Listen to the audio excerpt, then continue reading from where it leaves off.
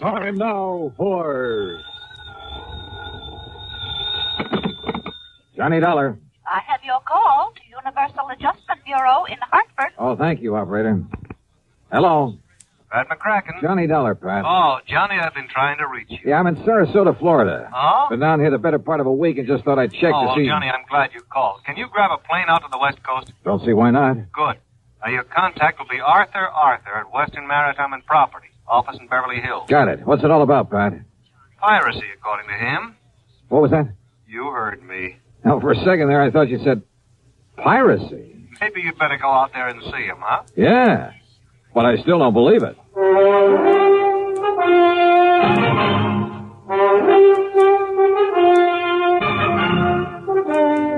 Bob Bailey in the exciting adventures of the man with the action-packed expense account. America's fabulous freelance insurance investigator. Yours truly, Johnny Dollar.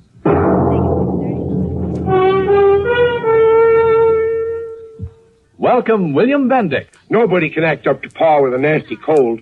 I check my cold distress the fast way, with 4-way cold tablets. Yes, tests of 4 leading cold tablets proved 4-way fastest acting of all. Amazing 4-way starts in minutes to relieve aches, pains, headache, reduce fever, calm upset stomach, also overcomes irregularity. 4-way's the fast way to relieve those cold miseries. Then you feel better quickly. 4-way cold tablets, only 29 and 59 cents. Now, a word about another fine product of Grove Laboratories. Does dandruff dull your hair, leave scalp itchy? Get Fitch Dandruff Remover Shampoo and get rid of unsightly dandruff in 3 minutes. 3 minutes with Fitch regularly is guaranteed to keep embarrassing dandruff away forever. Apply Fitch before wetting hair, rub in 1 minute. Add water, lather 1 minute. Rinse 1 minute. Every trace of dandruff goes down the drain. 3 minutes with Fitch, unsightly dandruff's gone. Fitch can also leave your hair up to 35% brighter. Fitch Dandruff Remover Shampoo. And now, Act 1 of yours truly, Johnny Dollar.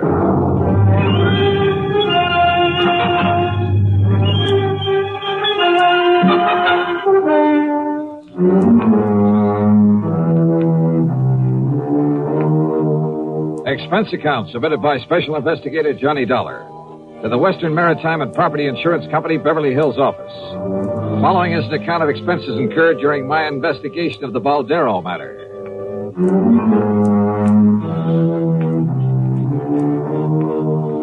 Expense account item 1, $146.85 plane ticket to Los Angeles. Earl Poorman, with whom I just finished working on a case, drove me from Sarasota to the international airport in Tampa. Well, I don't know why not, Johnny.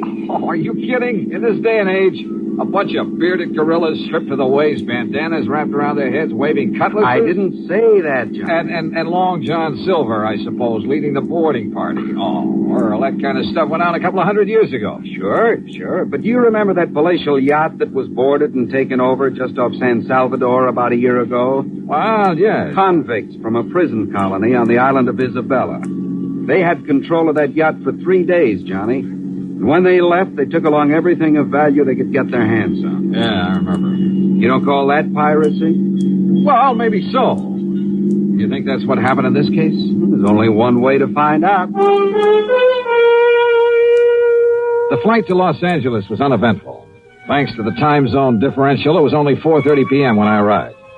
Item 2, $6 even for a cab to the Beverly Hilton, where I parked my bags. Item 3, 10 cents for a phone call to Arthur, who, if I remember correctly, was quite a character. Good insurance man, but, a character. Item 4, 75 cents for a cab to his office on Wilshire Boulevard. Yes, it all happened somewhere off the coast of Mexico. Mr. Baldeston and his party were just cruising around. They were just taking life easy. Baldeston is the owner of the yacht? H.B. Baldeston. Oh, he's a big stockbroker. He lives here in Beverly Hills at 3124 North Roxbury Drive. And what's the name of his yacht? The Baldero. Oh, it is a tremendous thing. It's over 100 feet from stem to stern. Wow. It's 100 feet long. Arthur, where does he keep it now? Where does he keep it? Oh, at his dock. He's down there in Balboa. Oh, you know where Balboa is. Yes, I know. Oh, one of the nicest places by the ocean in all of California. Yes. Now, Johnny, if I ever wanted to retire, that would be... Who were the guests on board? Well, let me see. His wife, of course, and Mr. and Mrs. Gerald Hooper, and young Richard Spidle, and Lee Woolway. Just cruising around, huh? Yes, but they'd planned to sail on up to San Francisco for that big charity ball up there on the 30th. Oh. That's why they all had their finest clothes and most expensive jewelry with them. Oh? Yes, sir. $394,000 worth of jewelry. Stolen. Oh. Yes, plus a few other things, too. Mostly silverware, things like that. Actually, it was reported to me by one of the guests on the yacht. These pirates simply pulled alongside in the middle of the night, held them at gunpoint, took the stuff and left. That's right. There were two of them. Oh, my, they must have been horrid fellas. Just where off the coast of Mexico did this happen? Well, I'm not quite sure. Mr. Baldeston was, he was kind of vague about where it happened, you know. He's kind of vague. Maybe I better talk to him. Yes, by all means, Johnny. Yeah. Art, I'll see you later. Item 5, $50 deposit on a rental car. I drove to the Baldeston's home on North Roxbury. It was a tremendous place in one of the most wealthy parts of Beverly Hills. A snazzy-looking sports car was parked in the broad driveway, and as I walked up to the front door, another car, a big sedan, pulled in the drive. A heavy-set, well-dressed, rather nice-looking man of about 50 got out of it and came over to me. Are you, looking for someone, young man? Well, I believe this is the Baldeston residence. That's right. And I'm Harry Baldeston. Oh, well, my name is Dollar, Mr. Baldeston. Johnny Dollar? The insurance investigator that Mr. Arthur sent for? That's right, sir. Well, come in. We'll have a cocktail or two. I understand it's that time of day, and I'm sure you won't object. Not a bit. Good. And I'll tell you all about the unfortunate affair aboard the Baldero. Happened just night before last, you know. So I understand. But I'm not quite clear as to just exactly where you were when it happened. Down off the Mexican coast, Dollar. Sit down. Thanks. Yes, it took us nearly 12 hours to get back to Balboa. And at 11 knots, well, you can figure it out for yourself. Mary Lee. Yes, Harry? Come on down, dear. I want you to meet Mr. Johnny Dollar. Oh, all right, dear. Now, I'll pour us a drink and tell you all about it. So he poured. His wife joined us and we talked. But I'm afraid I didn't learn much more than I already knew. They'd both been asleep when it happened. The so-called pirates had come aboard very quietly. Both they and their guests had been held in their respective cabins by one of the men while the other gathered the loot. The men had worn long oilskin raincoats, had nylon stockings pulled over their faces to conceal their identity.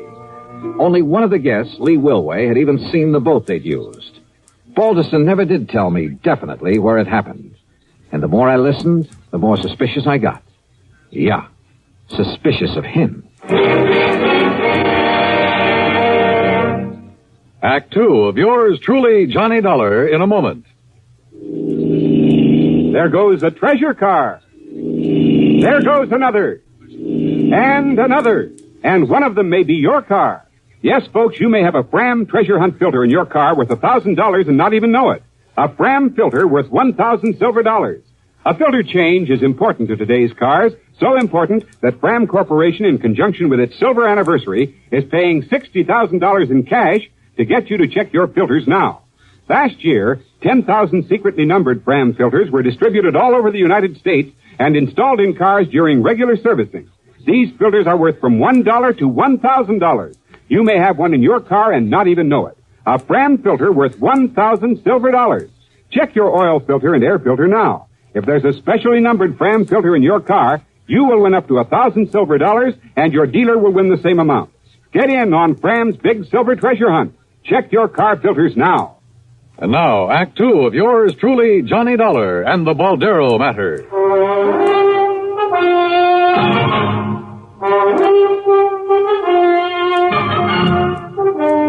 Well, Dollar, it was hard to tell just where we were. I keep an engineer on board, and he'd been at the wheel most of the day. But you were anchored for the night. That's right. You see, we were just killing time until it was time to head north to San Francisco and that charity ball the ladies wanted to go to. Yes, the charity ball. And after waiting 2 months. Now I suppose we'll just have to forget it with all our jewelry gone. Didn't you check your position to find your way back to Balboa? Just headed east, then followed the shoreline. You say that one of your guests... Incidentally, I want to check with them. Oh, by all means. I'll give you their addresses. Yes, there may have been details that we've forgotten, overlooked. After all, we were a bit upset over what had happened, And probably more than a little confused. Well, I know I was. You said that one of your friends got a look at the boat these men used. Yes. Lee Wilway ran up on deck. Of course, it was dark and there was some fog, but Lee said it was a black boat. Well, now you A can't... long black speedboat. Maybe. By the time the rest of us got up there, it had completely disappeared. Then I had Beacon start the diesels, and we made the run back to Balboa. You notified the Coast Guard, of course. Not until he got in. What? Well, Lee had been fooling with the radio earlier. The rest of us were in the main cabin playing cards.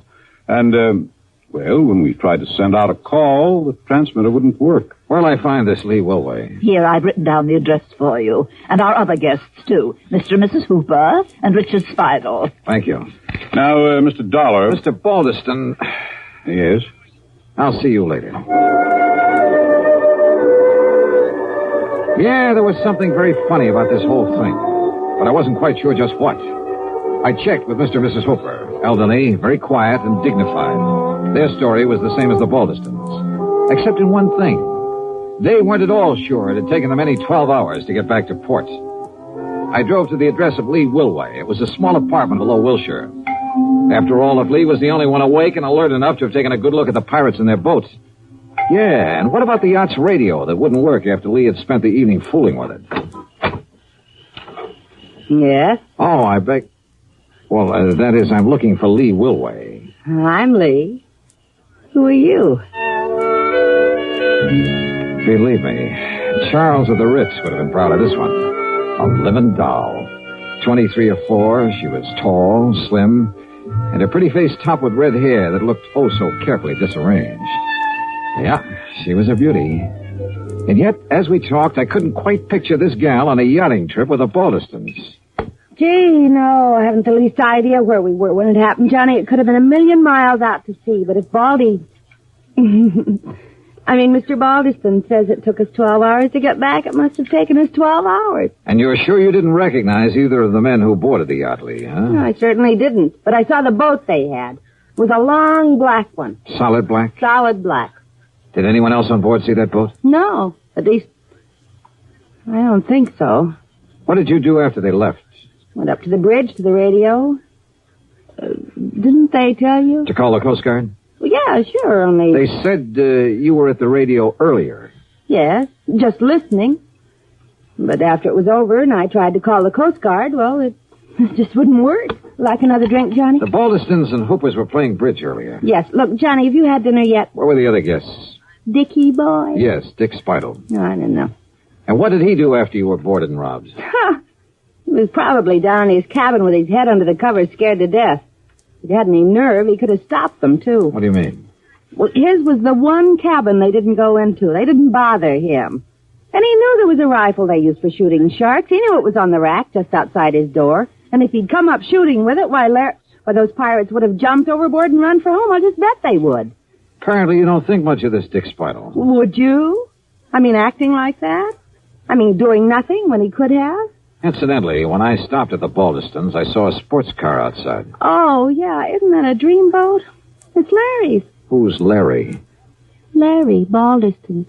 He's my... Oh, gee, Johnny, I'm getting hungry. Why don't we have another drink and then have some dinner? Sorry, but I'm afraid I can't.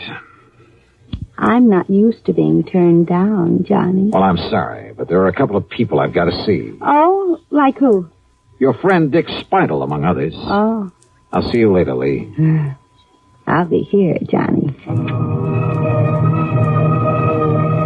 I guess I'm not as familiar with the streets of Los Angeles as I thought. It took me over half an hour to find Spidel's apartment. It was one of those ultra-swank affairs just off Sweetser Avenue below the famous Sunset Strip. I parked under a big palm tree. Then, as I backed out of my car, another one roared up and stopped behind me. The glare of the headlights partly blinded me. Just a minute, you. Huh? Johnny Dollar, huh? That's right. Who are you? Here. Oh!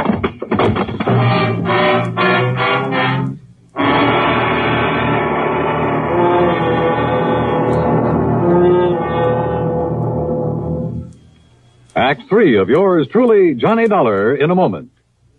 Ever have trouble sleeping nights because of acid indigestion, heartburn, or gas? Then remember, for acid indigestion, nothing but Tums works so fast to make you feel so good so long. Tums work fast. Get rid of the burning excess acids that won't let you sleep.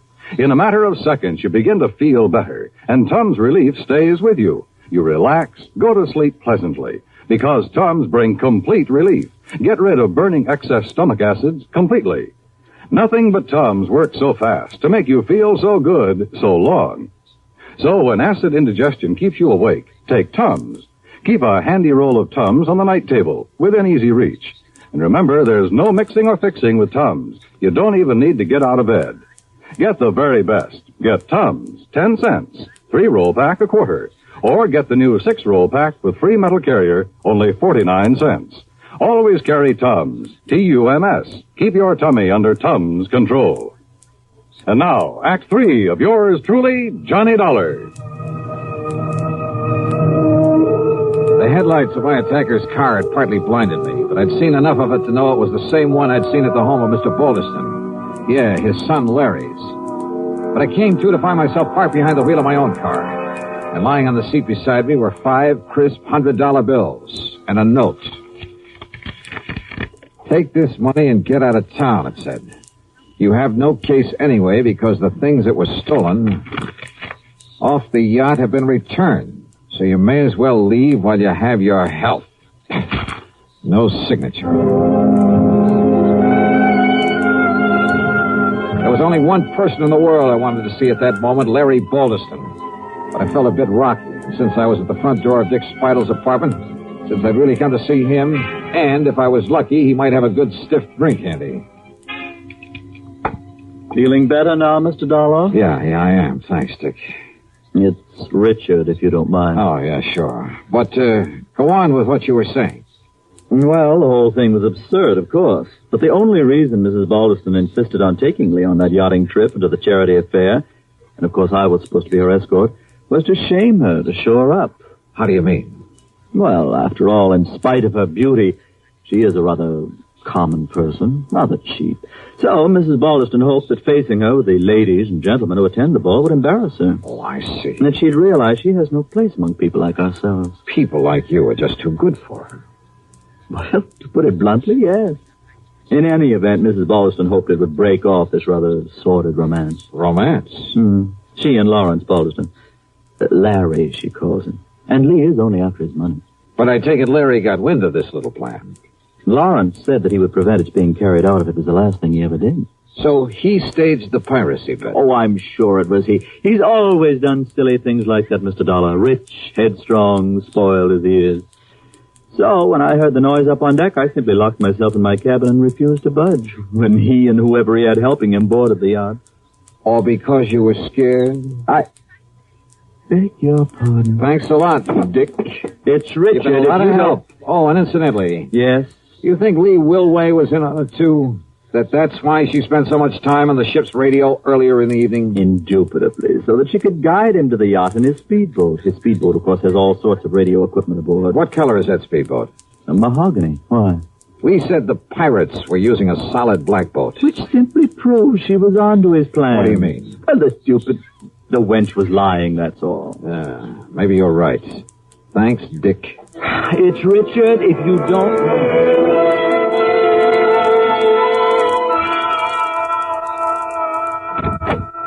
Oh, Mr. Dollar, do come in. Thank you, Mrs. Balderston. My husband's on the telephone talking to the engineer of our yacht down in Balboa. Oh. And what do you think has happened? I think I can guess. That's fine. Just stay on watch, and I'll be back down there to pick those things up in the morning.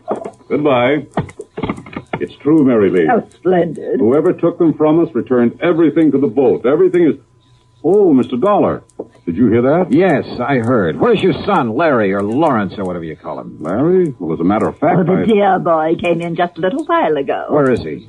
In the study, I believe. He said he had a call to make on the other phone. Thanks. Why, what's wrong, Mr. Dollar? Mr. Dollar! Yes, I saw you through the window, Lee, trying to make up to that guy Dollar. And let me tell you this. Let me give you this. Larry, what is it? Want some more, Larry? Yeah. Now, listen, Dollar. Well, if that's the way you feel about it, you and that family of yours can... Well, I'm fed up. I said, do you want some more, or do you want to start talking?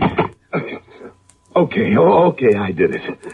I rigged the whole thing, Jimmy Driscoll and I, because I was fed up with the way Mother was trying to run my life. Lawrence, dear. Yeah, but maybe she was right about Lee, after all. Of course she was, son. Why, of course, dear. But now, look, Dollar, if you think you can get away with barging in here and slugging me... Oh, Dollar, you... Yes, why? More? Oh, my God, you big brute.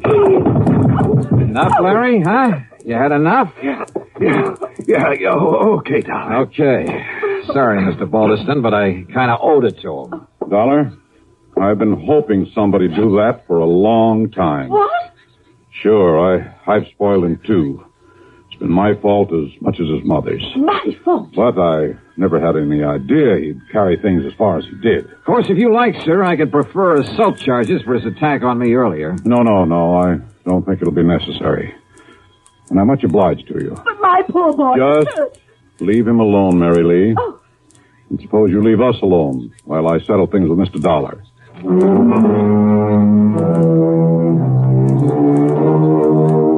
Fee on this case? Forget it. The $500 that Larry mistakenly tried to bribe me with, plus a nice fat check for Mr. Balderston. Well, much as the thought of it hurts me, let's forget the expense account, too. Okay? Okay. Yours truly, Johnny Dollar.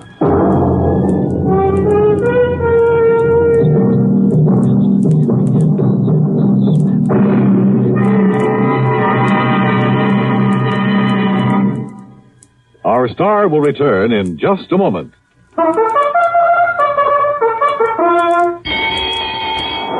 Hey, who's gonna win the Thoroughbred Kentucky Club's Thoroughbred? Who's gonna win that horse and make it pay? Lots of money, well, Kentucky Club. Pipe Tobacco has to find a winner. So the horse is here, the time is near. Get your entry blank today.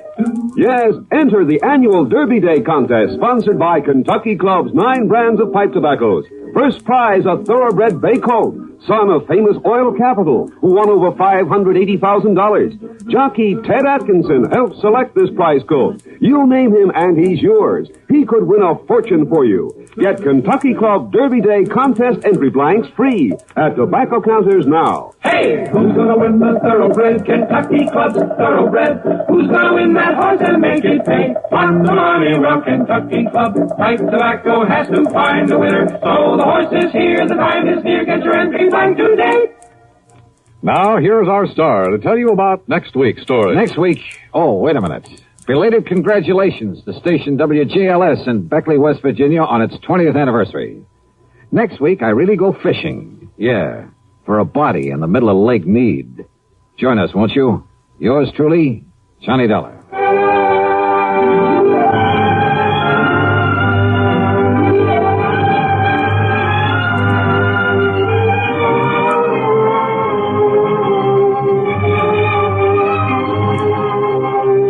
Yours truly, Johnny Dollar, starring Bob Bailey, originates in Hollywood and is written, produced, and directed by Jack Johnstone. Heard in our cast were Virginia Gregg, Eleanor Audley, Vic Perrin, Howard McNear, Larry Dobkin, Will Wright, Carlton G. Young, and Jack Edwards.